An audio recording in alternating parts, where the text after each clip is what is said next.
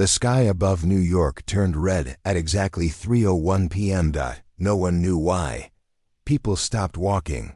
Children dropped their ice cream. Drivers got out of their cars and stared up. The clouds were gone, replaced by something metallic. Something massive. "What is that?" whispered a woman on the sidewalk. A low hum filled the air. Buildings trembled. Birds fled in every direction. Then, from the center of the sky, a beam of light fell like a sword. It struck the heart of the city. In seconds, the skyline exploded into flame. At a military base deep underground. Alarms screamed. "Commander, we're under attack," a soldier shouted. "We don't know from who." General Hayes stared at the screen. "That's not human," he said, eyes wide. "That's alien." The first strike wasn't just on New York. Other cities blinked off the map: Tokyo, Berlin, Cairo, Johannesburg. It all happened in 3 minutes. The world panicked. TV stations went dark. The internet stopped. Satellites spun out of control. People ran through the streets, screaming, crying, praying. But the attackers showed no mercy, no message, no demand. Just destruction. At a secret command room under Antarctica, far from any city, Dr. Alira Voss sat watching the screen filled with static. "We haven't been hit," she said. "Not yet." "Why not?" asked Agent Merrick beside her. "They've taken out every major power hub. Why skip us?" Voss tapped on the table. "Because we're not on their map. This base is off every satellite grid." He nodded slowly. "Then we might be the last place standing." Far above Earth, the alien ship drifted silently. It looked like a floating fortress, cold and unfeeling. Inside it, tall figures moved like shadows. They were the HFY Dominion, cruel, silent, conquering. Their leader, a being called Krentile, hissed softly. The planet's defenses were weaker than expected. Another alien replied, "Shall we search for the command center?" "No," Krentile said. "We don't need to. Destroy all centers. The species is finished." But then something strange happened. One of their beams, aimed at an icy mountain in Antarctica, hit and bounced off. A pulse of blue light flashed outward. The aliens paused. "That should not happen," one said. Inside the mountain, deep in the hidden Earth base, lights flickered. "What was that?" Merrick asked. Voss stared at the walls. "Something's waking up." On the screens, strange symbols appeared. Not in English. Not in any known language. Just glowing lines and patterns, moving fast. A voice came through the speaker system, deep and metallic. "Observer link established. Human error detected. Sequence initiated." Everyone in the room froze. "Did that just speak?" Merrick asked, backing away. Voss nodded, eyes wide. "That's not ours." The power inside the base surged. Doors that had been sealed for decades slid open. Robots no human had built began to move. In the main chamber, something large, something alien rose from a pool of glowing blue liquid. It looked like a machine, but it pulsed like a heart. Outside, the alien ship above the base fired again.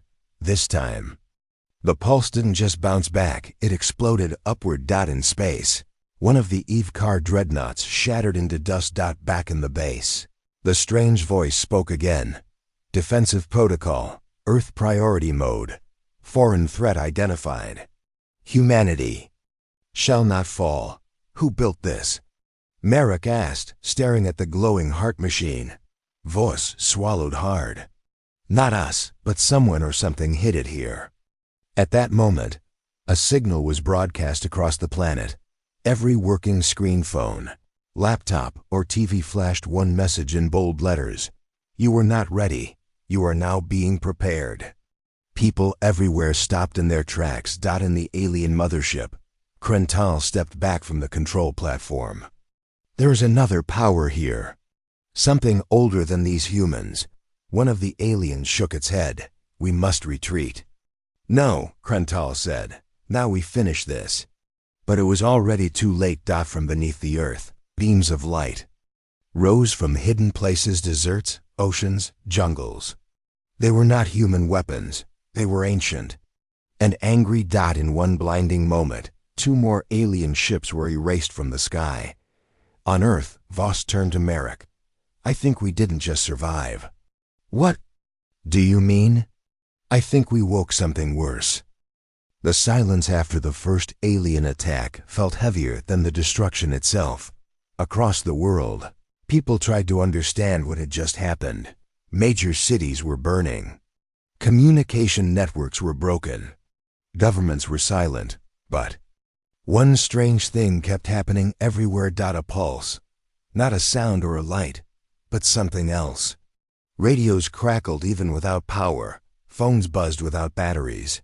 Old, broken screens lit up for a few seconds, all showing one word: observe. It was written in perfect English. No sender, no signal trace. Just the word.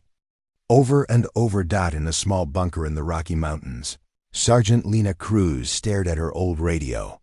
It did it again, she said, adjusting the knobs. Her partner, David Cho, frowned. That radio hasn't worked in years. Well, she sighed. It's talking now. Cho looked uneasy. You think it's the aliens? I don't know, Cruz said. But this doesn't feel like them. At the same time, thousands of miles away, in the underground Antarctic base, Dr. Illyra Voss was still trying to understand the events from the day before. The machine is fully active now, she told Agent Merrick. It's not just reacting, it's doing things. The screen in front of them showed thousands of alien characters, shapes and symbols moving too fast to read. Then suddenly, everything stopped. One line appeared on the screen. You see now. You are not alone. Is it talking to us? Merrick asked. Voss leaned forward. I think ... yes. Who are you? She asked the screen out loud, as if the machine could hear.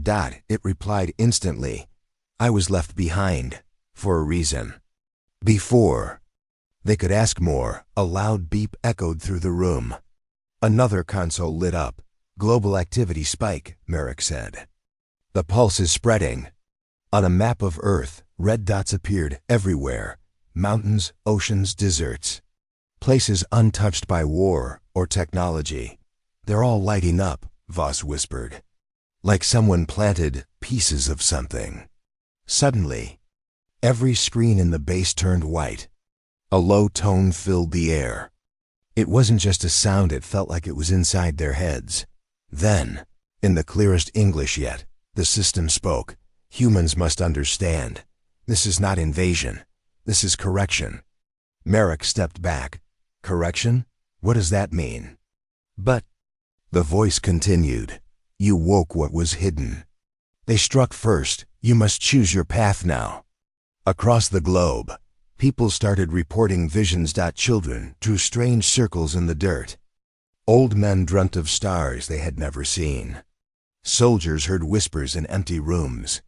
All of them heard the same message: observe, learn, choose.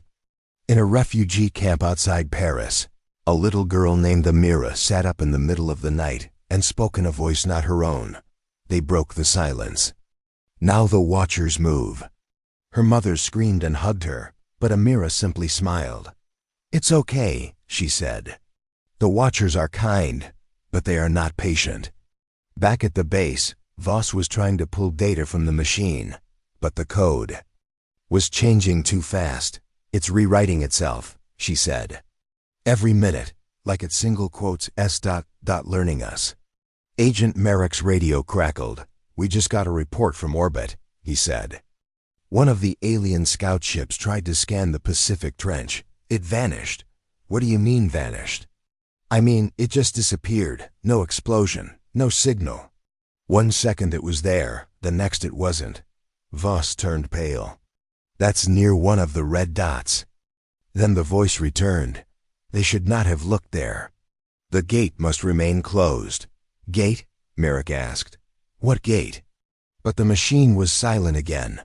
Later that night, Voss stood alone in the core chamber. The heart machine glowed gently. For a moment, it felt almost alive. She placed her hand on the surface. It felt cold, but familiar. "Who made you?" She whispered. The voice replied, but only in her mind. "Not who, what. We were once like you, until we chose not to be."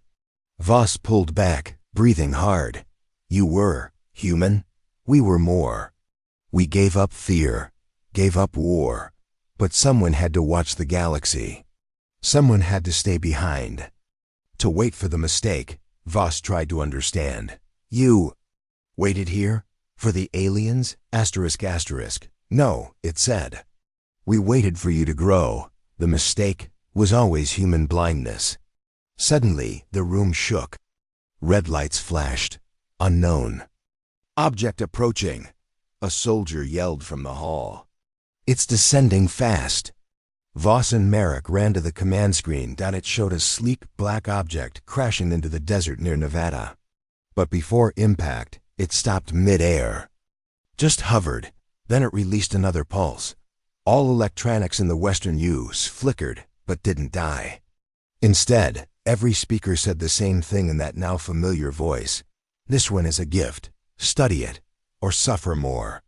The object lowered gently into the sand, as if asking to be found. Voss turned to Merrick. "We're being tested." He nodded. "And I think we're already failing." The desert winds howled as dust circled the strange black object, now resting silently near an old abandoned military base in Nevada. Soldiers stood around it in a wide circle, their weapons raised but hands shaking. "It's not doing anything." One of them whispered. "That's what scares me," said another. A small drone flew overhead, scanning the object from a distance. It showed no heat, no movement, no energy. And yet it hummed quietly like it was breathing. Inside the command center nearby, General Morris leaned over the screen, frowning. "What the hell is it?" he asked. Dr. Alira Voss, now flown in from Antarctica under heavy security, stared at the data. "It's not a weapon," she said. "At least not a normal one." Agent Merrick stood behind her. "Then what is it?" Voss took a deep breath. "I think it's a test, a tool. Or maybe a message." General Morris scoffed. "I don't care what it is. If it's alien, I want it opened." "No," Voss said quickly. "That's what they want. They said observe, not destroy. You saw what happened when they looked in the trench." Morris stared at her. "We're not just going to stand here and watch it sit in our desert like a trophy." Before anyone could answer, the base went dark. Emergency lights flashed, consoles died. Radios went silent. Then a low hum returned, coming not from the object, but from beneath the base. Voss turned to Merrick. "That's not the same signal. That's something new." In the desert, soldiers shouted over their radios, now full of static. One screamed, "Something's moving near the south wall. We don't see anything, but the sensors are going crazy." Back in the command room, screens suddenly came alive again. But instead of data, they showed strange, fluid shapes, like ink moving through water. The image shifted, pulsed, and then a voice echoed across every speaker in the base. "You were warned. You were told to observe. Now ... watch." In the next second, 12 figures appeared near the object. Aliens from the Ivkar fleet. They shimmered into view as if pulled from thin air. They wore heavy armor and carried long, sharp energy rifles. "Ivkar?" Morris gasped. "They must have teleported down," Merrick said. "They're here for the device." Without waiting, the alien soldiers approached the object in perfect formation. Then everything went wrong. As the first one reached out to touch it, he stopped mid-step. His armor began to vibrate, then melt. He didn't scream, he couldn't. His body froze, twisted, and shattered like glass.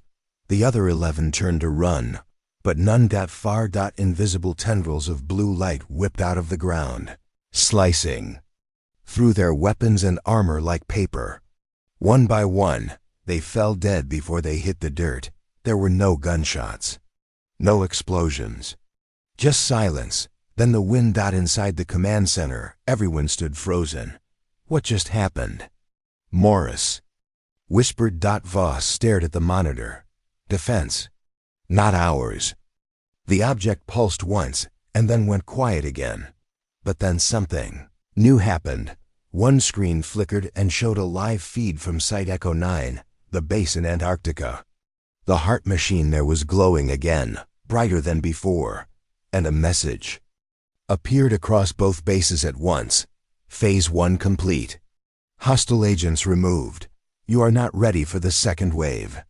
Second wave? Merrick asked. Voss stepped back. There's more coming.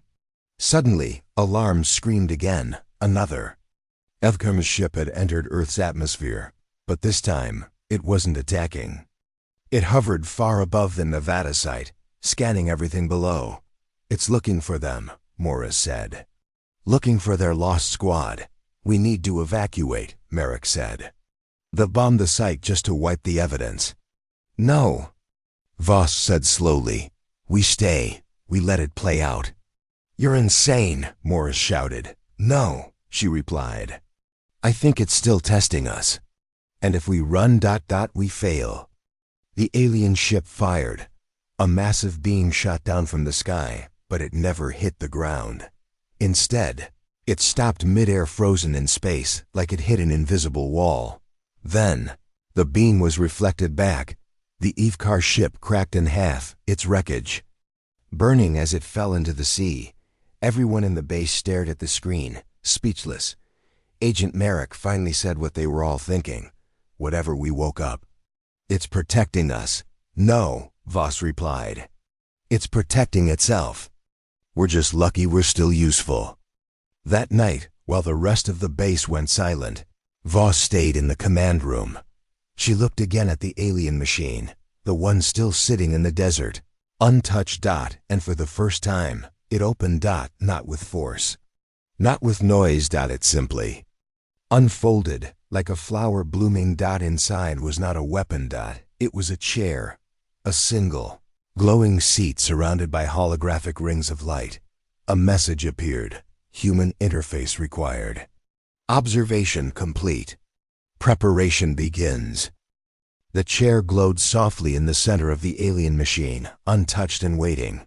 No alarms, no weapons, no warnings, just a message blinking on the nearby screen. Human interface required. Observation complete. Preparation begins. Dr. Alira. Voss stared at it, her heart racing. Agent Merrick stood beside her, arms crossed. You're not seriously thinking about sitting in that thing, are you? I don't think it's asking, she replied quietly. I think it's choosing. The chair hadn't moved in hours. Dozens of scientists and soldiers surrounded it, studying it from every angle. But none dared to touch it. Every attempt to scan or probe the machine failed. It simply ignored them until Voss stepped into the room. That's when the chair turned to face her. It's responding to you, Merrick said. Why? I don't know, she answered. But I think it's time someone stopped being afraid. Before anyone could stop her, she stepped forward and placed her hand on the edge of the seat. Nothing exploded. Instead, a ring of soft blue light scanned her body from head to toe. Then the voice returned, echoing through the entire desert base. Acceptable. Genetic sequence. Human cognition within safe thresholds. Beginning link. She sat down. And the world vanished. In an instant, Voss was no longer in the base. She was floating in darkness. Stars surrounded her, moving too fast to count. Then images filled her vision, memories that were not her own. She saw battles across galaxies. Great machines tearing moons apart. Creatures made of fire and shadow. Ancient cities crumbling under alien skies.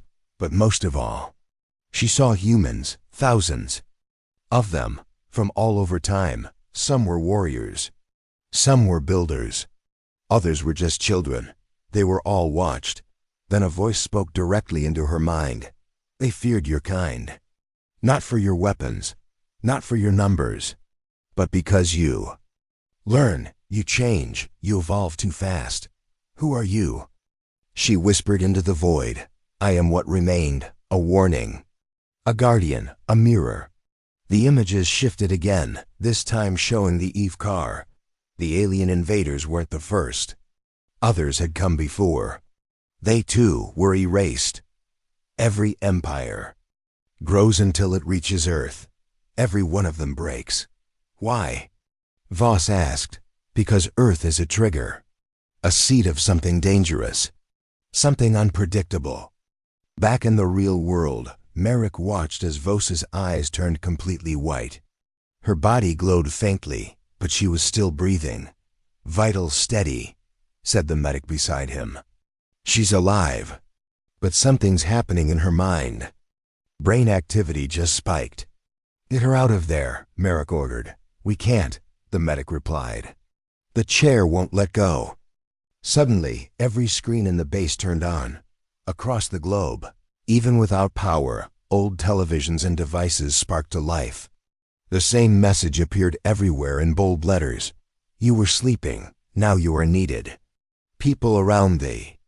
World stared, confused and afraid. But a second line followed. Do not look to the stars for salvation. Look within. In the void, Voss floated closer to a large structure in space, an enormous sphere of energy. Inside, she saw something massive bound. In chains of light. What is that? She asked. It is what you will become if you survive. Survive what? She whispered. The next wave. The sphere cracked. She screamed as pain shot through her skull. Her body convulsed in the chair. Sparks flew around her. The machine shook. Doctor, Merrick shouted. Can you hear me? Then it stopped. The light vanished. The machine powered down. The chair released her. She opened her eyes slowly, tears running down her face. I saw it, she whispered. Saw. What? Merrick asked. Everything. The past ... the future. What they fear. She tried to stand but stumbled. Merrick caught her. They're not just here to destroy us, she said. They're trying to stop us from becoming something worse. Worse than them? He asked. She nodded. Yes, because we don't know what we are yet, but we're changing. Back at Site Echo 9, the heart machine lit up again. It sent a signal into the sky straight into space. The remaining Eve car fleets detected the pulse. They tried to block it, interfere with it.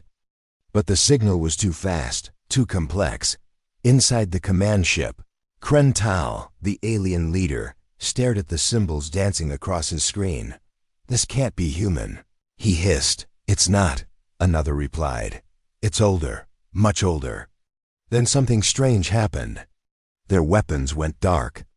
Their engines stalled, and a new message played across their controls. You thought Earth was yours to conquer. But Earth does not belong to you. Earth belongs to itself. On Earth, Voss sat on the ground, staring up at the stars.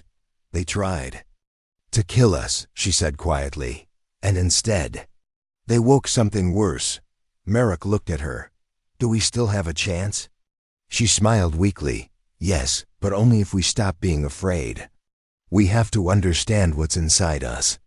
What? We're becoming. And for the first time in days, the skies above Earth were clear, but deep below the surface, the machines continued to wake. The underground bunker shook as the second explosion hit. Dust fell from the ceiling. The lights flickered. Alarms screamed. Commander Rhea stood in the command center, her jaw tight, eyes fixed on the main screen. The enemy wasn't just probing. They were coming fast.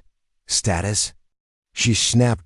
Lieutenant Kieran wiped the sweat off his brow and answered, Second perimeter is gone. They've broken through. Eastern wall won't last 5 more minutes. Rhea didn't blink. Pull everyone from the eastern trench. Fall back to Fire Zone Delta.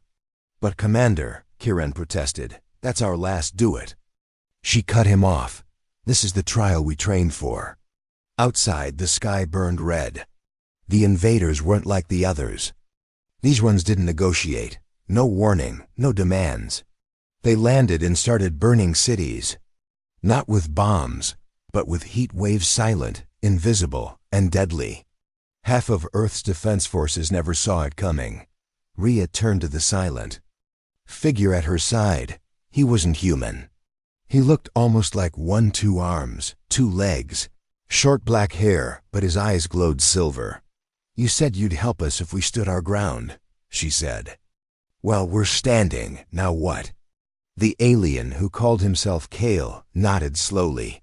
"Then you have passed the first part. Now I give you the weapon." Kiran turned sharply. "Wait, what weapon? We've been asking for help for days." Kale opened his hand. A tiny sphere floated above his palm. It shimmered like it held stars inside. "This is not a bomb," Kale said. "It is a mirror," Rhea frowned. "A mirror?" "It reflects not light," Kale explained, "but intent. You point this at their command ship. If their purpose is destruction, they will see it turned upon themselves." Kiran stepped forward, skeptical. "You're saying this thing will make them destroy their own fleet?" Kale didn't answer with words. Instead, he pointed at the live satellite feed on the screen. The enemy's command ship hovered above the battlefield, still untouched. With a flick of his wrist, Kale sent the sphere through the ceiling. It vanished like smoke. "Now," he said, "watch." Seconds passed, nothing. Then the command ship blinked, shimmered, and suddenly turned. It opened fire, not on Earth, but on its own fleet. "What the?" Kiran gasped. "They're shooting at their own ships." Rhea watched silently as the invaders' ranks broke into chaos. Ships collided. Ground troops froze, confused. Then, one by one, they began to retreat. Kiran turned to Kale, stunned. "How did you do that?" Kale's face was unreadable. They saw themselves clearly for the first time, their hatred turned inward. Rhea narrowed her eyes. And if their intent wasn't destruction, then the mirror would have done. "Nothing," Kale said. "But your world, your people, they would have passed a different test." She paused. "This was a test?" Kale nodded. "A trial by fire. You had to face them alone. To prove that your will to survive was stronger than your fear." "And what now?" Kiran asked. Kale stepped toward the large screen and watched the invaders retreat. "Now Earth joins the Council." "You are ready." Rhea raised an eyebrow. "Council?" Kale turned. "You think you are alone, but the galaxy watches every species. When one is ready, we open the door. But only when they survive fire without falling to it." Suddenly, the screen flashed again. A single ship didn't retreat, it came closer. Kiran shouted, "That's not part of the fleet. It's something else." Kale's face grew serious. "No, that one wasn't part of the test."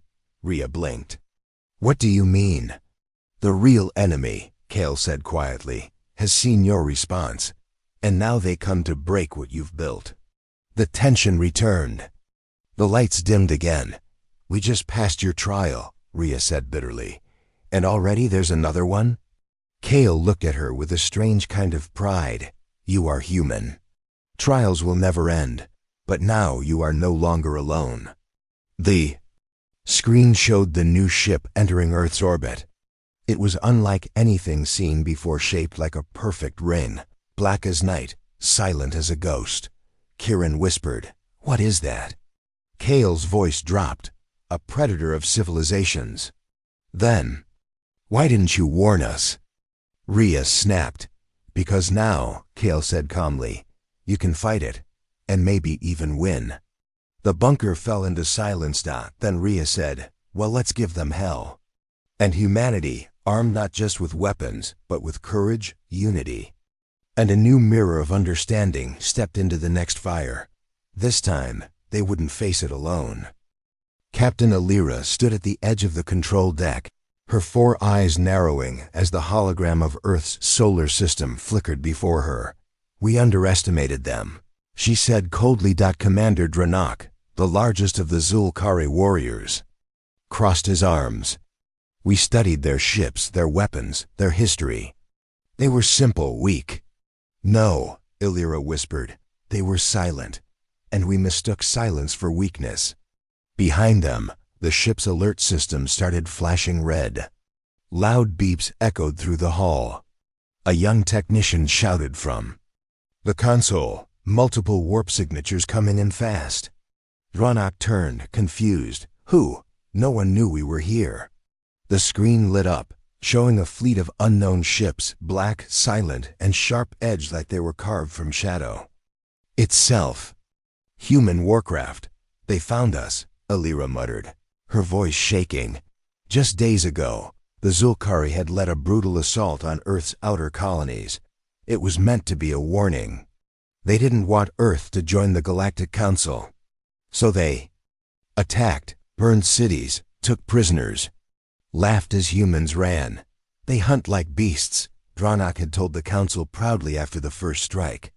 Scatter a few, and they'll retreat like frightened animals. But now, something had changed. In the quiet darkness of deep space, Captain Reyes of the human warship Oblivion watched the Zulkari fleet through the wide glass window. His voice was calm, too calm. They want war, he said. They'll get it. A younger officer beside him, Lieutenant Kim, asked nervously. But sir, their tech's stronger. We saw what they did on Mars 8. They tore through our defenses like paper. Reyes didn't smile. He just nodded toward the dark ships waiting beside his. They hit our people, took our children. They thought that was the end. His eyes narrowed. They forgot one thing. Humans never stop. Back on the Zulkari flagship, panic spread fast. They've disabled our forward sensors. How? We have quantum shields. They're behind us. Illyra spun. That's impossible. But it wasn't. The humans weren't attacking from the front. They had predicted the Zulkari's strategy and flanked them perfectly. The lights on the bridge flickered. We're being boarded. Someone screamed. Dronach drew his weapon. Let them come. They came. Black-armored human soldiers burst onto the bridge, silent, focused, fast. One moved like a blur, knocking down 3 Zulkari warriors in seconds. Dronach roared and charged, slamming into the human with brute force. But the human only smiled. You thought we were prey, he whispered through his helmet, but you were just walking into the lion's den. Elsewhere in space, other human ships hit the rest of the Zulkari fleet. They didn't fight like before. This was different, methodical, merciless, precise. The kind of war that wasn't about honor. It was about message. The message was clear. Earth was not prey. Earth would not run. Illyra tried to escape in a smaller cruiser. Her ship twisted between asteroid fields and plasma storms, dodging fire. From human drones. She opened a secure line to the Council. This is Captain Illyra. We are under attack. I repeat, under static. Then a voice. Human. Calm. You started this, the voice said. But we're ending it. Illyra's escape pod exploded before she could scream. On the bridge of the Oblivion, Reyes received the report. All enemy ships destroyed. Minimal human casualties. Reyes nodded. Any prisoners? One ship tried to flee. We intercepted. Captain Illyra is gone. Dronach is in custody. Reyes leaned forward. Good. Make sure he sees what's coming next. Inside a holding cell, Dronach stared at the screen playing endless footage of Earth's devastated cities, followed by images of human soldiers rebuilding, rescuing, and returning stronger. A soldier entered the room unarmed. You don't get it yet, do you? She said softly. You thought we were running. But we were watching, preparing. Dronach growled. You don't fight fair. She tilted her head. Neither did you, but we fight to win. And across the galaxy, whispers spread fast. The mighty Zulkari? Defeated, hunted, destroyed by a species once seen as weak, the hunters, had become the hunted.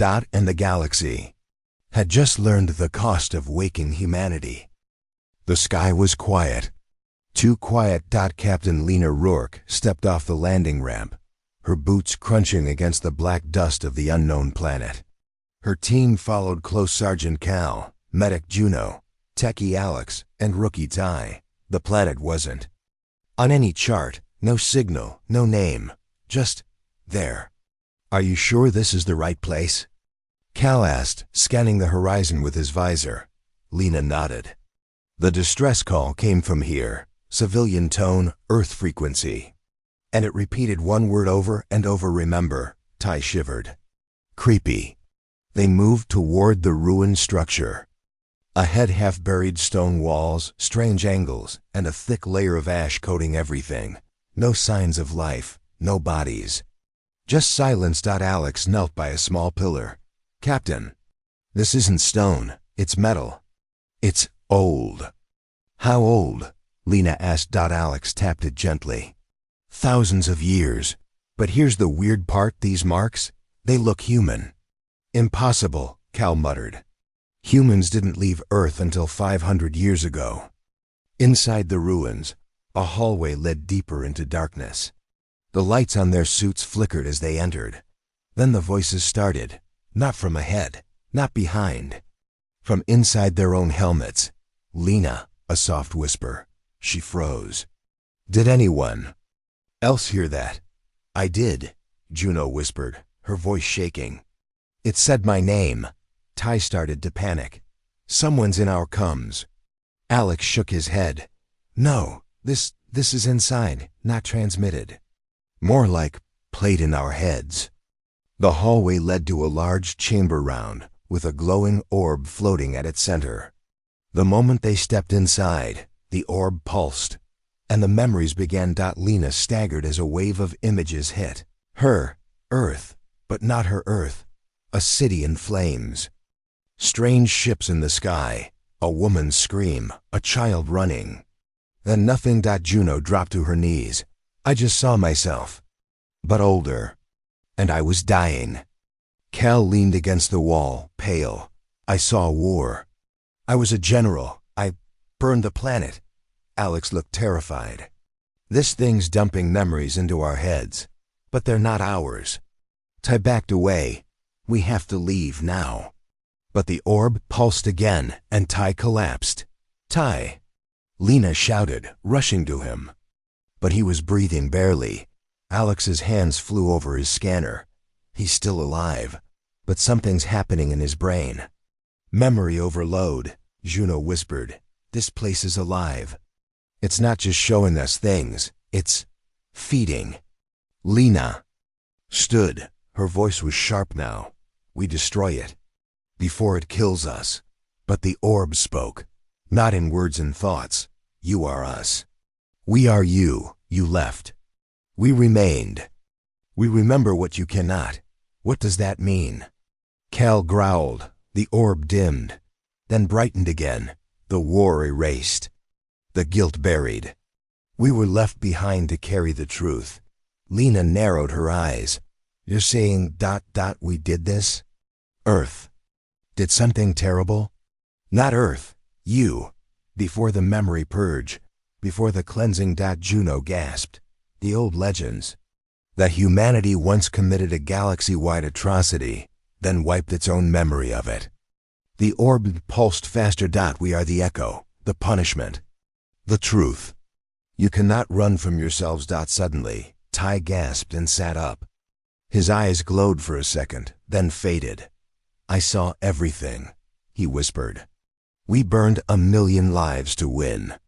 Then we wiped it from every mind. We built this place to remember. To make sure someone would know." Lena clenched her fists. "And now what? You make us relive it?" The orb responded. "You will choose. Leave and forget. Or carry the burden back and awaken the truth." They stared at each other in silence. Juno stepped forward. "People need to know. We can't pretend anymore." Alex nodded. "We're not the heroes we thought. But maybe we can be better." Cal sighed. "We tell them." Lena turned to the orb. "Then show us all of it.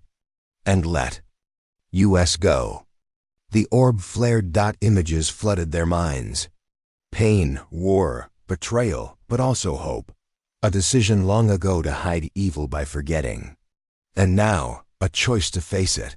When they awoke, they were outside the ruins. Ty was standing, healthy again. Alex whispered. "It's gone." Juno checked the scans. No ruins.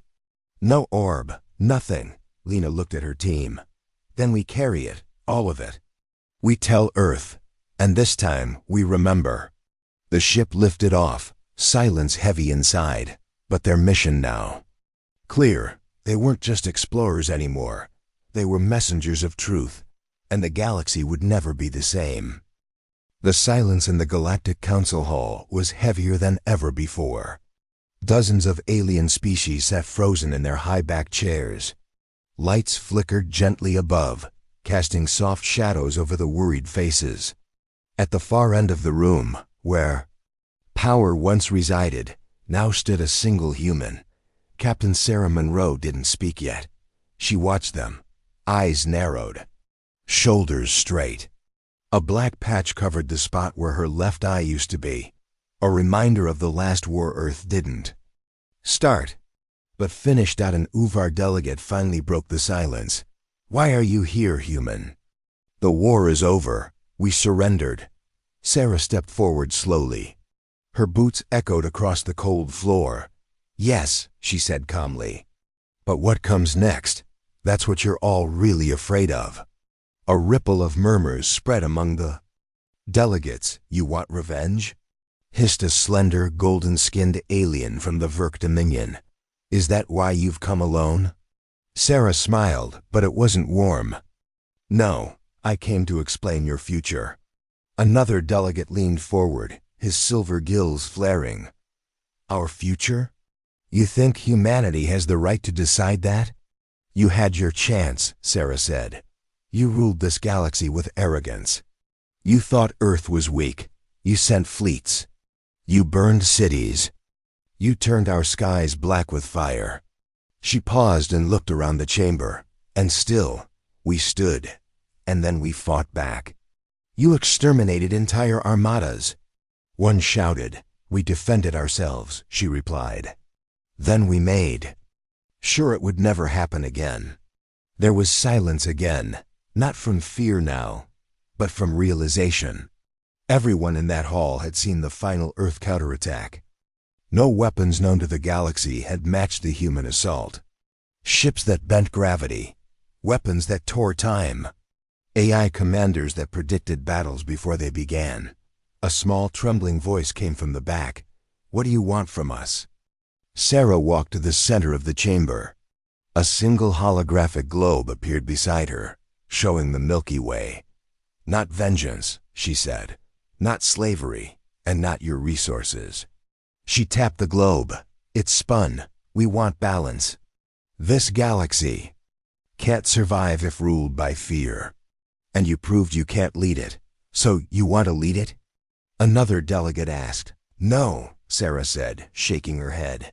"We want to guide it, watch over it, protect it, even from itself. And if we refuse," Sarah raised her hand. Instantly, the stars on the hologram turned red. Then one by one, they began to vanish. "That's a simulation," she said, "of what would happen if we withdrew protection for even 5 seconds." The chamber went completely still. "You made monsters of us," she whispered. "But we chose to become guardians instead." One brave alien, a Kelverian with thick silver skin, stood up slowly. "What would that look like?" "This guidance?" Sarah took a deep breath. "Shared technology. Joint defense packs. Education across worlds. No one dominates, no one gets crushed. But if you attack another innocent race, we end it. Is this peace? Or a human empire?" "Wearing a kind mask?" the Uvar delegate asked again. Sarah's face hardened. "You should be thankful the mask exists at all." Then she turned around. Her voice echoed as she walked back toward the exit. "We didn't ask for this war. But we finished it. And now, whether you accept our help or not, We'll be watching. Just as she reached the giant door, a small child's voice echoed through the chamber's speakers. It was synthetic, robotic, yet human. Guardian Protocol Alpha, standing by. Every delegate froze. That voice hadn't come from her. It came from the system itself. Their system. What was that?